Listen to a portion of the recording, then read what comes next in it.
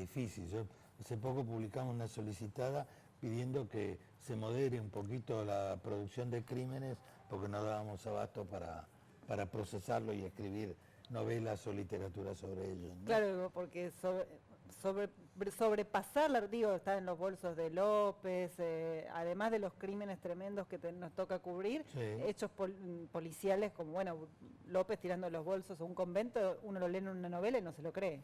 Sí, no, pero yo creo que ese viejo dicho de que la realidad supera la ficción, yo creo que no es más vigente, porque me parece que es todo ficción, porque como se están produciendo en los medios, siguen una línea editorial, que es una línea política, y van a mostrar determinados aspectos de la realidad y otros no lo van a mostrar. Entonces vemos solamente un pedacito de lo real, y con ese pedacito la gente se va formando una idea de qué es la realidad, pero la verdad es que no lo sabemos. La verdad es que de alguna manera el periodismo, salvo honrosas excepciones como la tuya y alguna más, el periodismo ya es más un periodismo de opinión que un periodismo de información, de investigación, ¿no? Ahora, y la novela negra, ¿por qué se dice novela negra y se dejó de decir novela policial? No, es que la novela negra es una variante del género policial. Se dice que hay novela negra cuando, además de tratar un tema policial, también tratan temas sociales y políticos.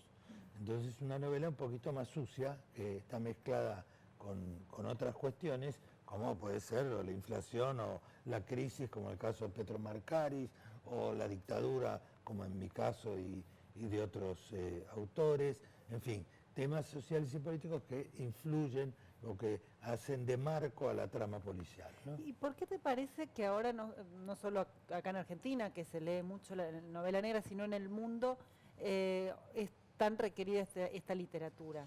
Bueno, yo creo que por una parte se ha producido como una variación, que en una época era la novela, era un pacto con el lector en el cual se había quebrado el orden. Y entonces en la novela daba la sensación de que ese orden podría ser rearmado, ¿no? Si el crimen quiebra el orden jurídico y luego viene el detective o el policía o quien fuera y repone el orden ese que se había quebrado. Y hoy hay otras variantes, como por ejemplo que a veces la gente lo que quiere es que gane el criminal. ¿Por qué?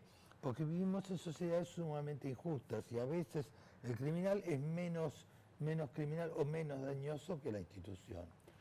Y nosotros tenemos una policía muy particular, una justicia muy particular. Muy complicada, sí.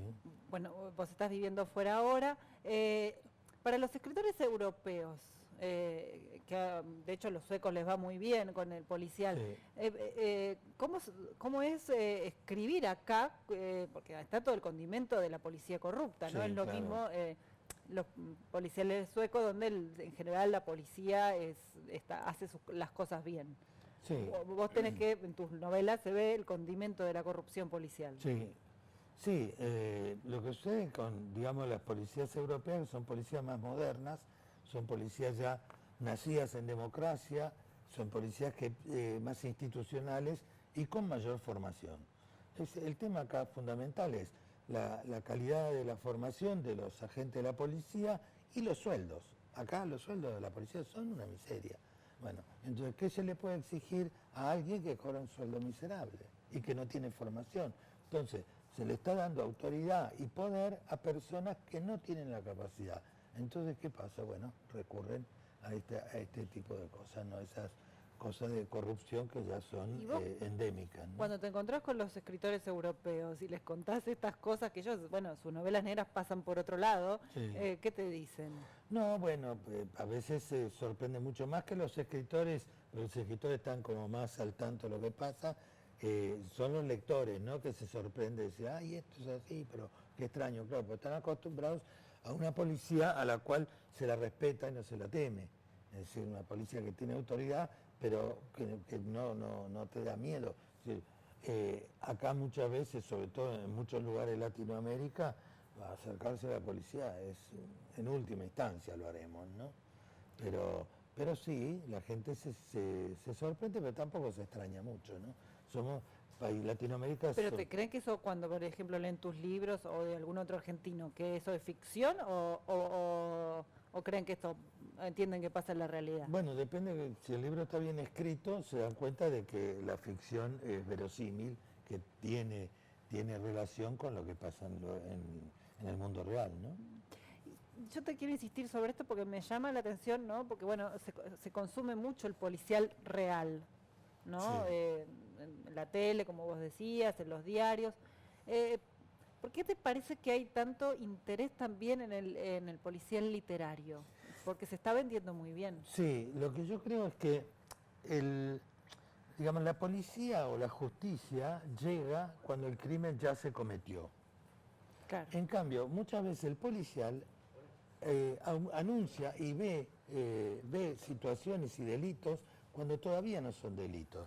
Los criminales están inventando delitos todo el tiempo porque si uno comete un crimen que no es crimen porque todavía no está tipificado por la ley, no tiene castigo.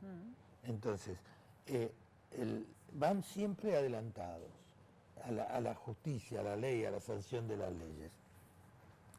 En cambio, el policial tiene esa capacidad de ver cosas que todavía no sucedieron, que todavía no son delitos. Y esto es muy importante para la gente saberlo para protegerse, para poder protegerse. Por ejemplo, últimamente toda la gama de crímenes que se cometen a través de las redes sociales, internet, sí, la captación de gente, las estafas que se producen, fueron vistos por la literatura muchísimo tiempo antes que por la ley. Entonces, vos decís que la literatura en realidad como que puede ver antes. Sí, absolutamente. Es que no es que puede, es que lo ve antes. ¿Por qué? Porque la ley tiene un protocolo, tiene procedimientos, tiene procesos que a veces son muy largos. Legislar es muy largo, el cambio de los códigos penales es un proceso muy largo. Y mientras tanto hay huecos legales que son los que criminales se aprovechan inmediatamente. Entonces, la literatura muchas veces advierte, dice, bueno, cuidado con esto, cuidado que está pasando se comete este tipo de crimen, ¿no? Y otra cosa que me quedé pensando también es esto de que la gente quiere también leer sobre el criminal. Absolutamente. No solamente... Sí, bueno, estudiar los malos son mucho más atractivos que los buenos, el mal es más divertido que el bien, eso no hay duda. Entonces, la gente quiere saber, entender la psicología criminal, las novelas que están bien escritas ahondan en eso, en ver cómo funciona la cabeza de un criminal, ¿no? Vos hace muchos años ya que escribís novela negra, ¿te llama la atención que ahora haya tantos escritores digo, porque además hay como referentes en cada país del mundo, hay un referente de algún escritor que le va muy bien y que se convierte en el referente de novela negra? Sí. Bueno, lo que ha sucedido es que las editoriales que han pescado como esta primaverita de la novela negra, entonces se han puesto a publicar todo lo que huela a novela negra, que muchas veces no lo es. Y hay de todo, hay bueno, hay malo, hay mediocre. Sí, bueno, eso como siempre. Pero bueno, para que haya un Shakespeare tiene que haber 500 autores mediocres, ¿no? Es decir, así es como se mueve. Entonces sí, hay una superproducción, a lo cual también ayudan los festivales como Buenos Aires Negra y tantos otros, que también promueven mucho la lectura, ¿no? ¿Cómo se te ocurrió esto del festival y contanos un poco cómo funciona? Bueno, yo cuando publico mi primera novela, La aguja en el pajar, es una novela que tiene mucho éxito, mucho suceso y que da muchísimo que hablar. Y a raíz de eso me invitan al festival más importante en habla hispana, que es la Semana Negra de Gijón, y recibo un premio ahí en el festival. Y yo nunca había estado en un festival de novela policial y lo vi y me pareció súper interesante. Y dije, bueno, Buenos Aires es una capital de los hispanoparlantes muy importante en la novela policial. La primera novela policial en español se publica en Buenos Aires. ¿Ah, sí? Claro, que es La huella del crimen del hijo de Florencio Varela. La primera novela es argentina. 40 años después del cuento de Edgar Allan Poe, que se considera el primer relato de género. Y después, bueno, hemos tenido una gran cantidad de autores que tienen que ver con esto, con la novela policial. Rodolfo Walsh escribe,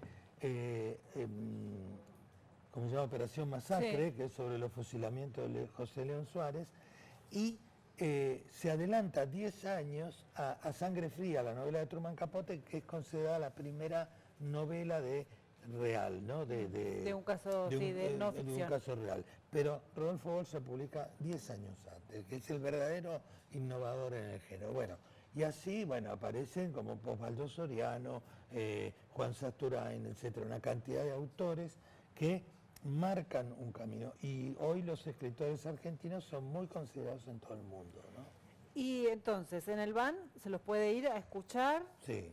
Bueno, Van es una serie de conferencias de 25 minutos de duración, muy rápida, de una sola persona o dos a lo sumo, en la cual hay una temática general. La de este año es ciencia y crimen, es decir, cómo se relaciona el crimen con la ciencia, tanto como en los aspectos de se utiliza la ciencia para investigar los crímenes, como en la que se utiliza la ciencia para cometer crímenes, que eso también existe.